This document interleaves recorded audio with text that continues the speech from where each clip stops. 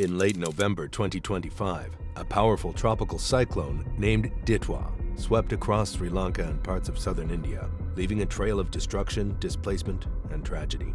What began as a small weather disturbance off the southeast coast of Sri Lanka quickly escalated into one of the deadliest cyclones in the region in decades. On 26 November, meteorologists identified a well-marked low forming in the waters southeast of Sri Lanka.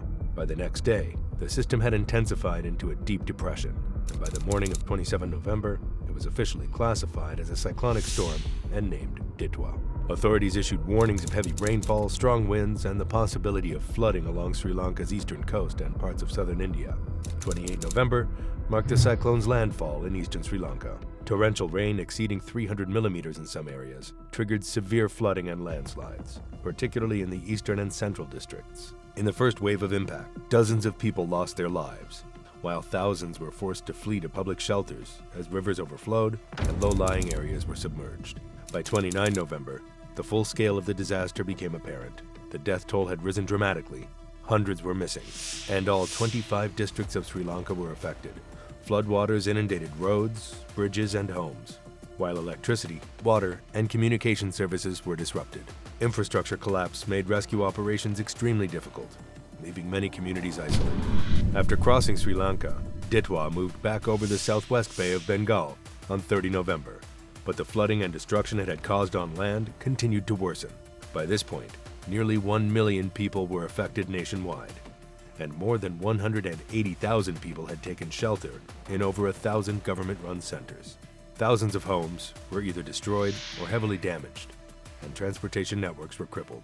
Floodwaters along the Kalani River and surrounding areas exasperated the humanitarian crisis. The cyclone's heavy rains and landslides caused severe casualties in central hill districts, such as Kandy, Badula, and Matale. Even as rainfall started to subside on 1 December, the cumulative toll of deaths, missing persons, and destruction continued to grow. Access to clean water, food, and medical care remained limited, and the threat of waterborne diseases loomed over displaced populations. By 2 December, a nationwide emergency was declared in Sri Lanka.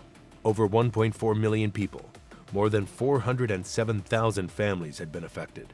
Around 233,000 people were displaced, sheltering in more than 1,400 active centers, and housing losses reached tens of thousands. The death toll climbed steadily, eventually surpassing 470, with hundreds more still missing. Meanwhile, as Ditwa moved back over the Bay of Bengal and weakened, southern India faced heavy rainfall, coastal flooding, and high waves. States like Tamil Nadu, Puducherry, and Andhra Pradesh remained on high alert, with rescue teams deployed in anticipation of further disruptions. Cyclone Ditwa left a profound mark across Sri Lanka and parts of India. Entire neighborhoods were submerged, roads and bridges were washed away, and homes were reduced to rubble.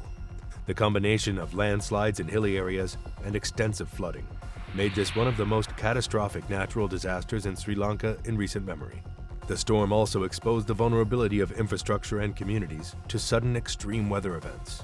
Even as relief operations continue, the scale of the destruction serves as a stark reminder that such disasters can strike quickly and affect anyone, anywhere. Cyclone Ditwa dissipated by 3 December, but its aftermath will be felt for months, if not years.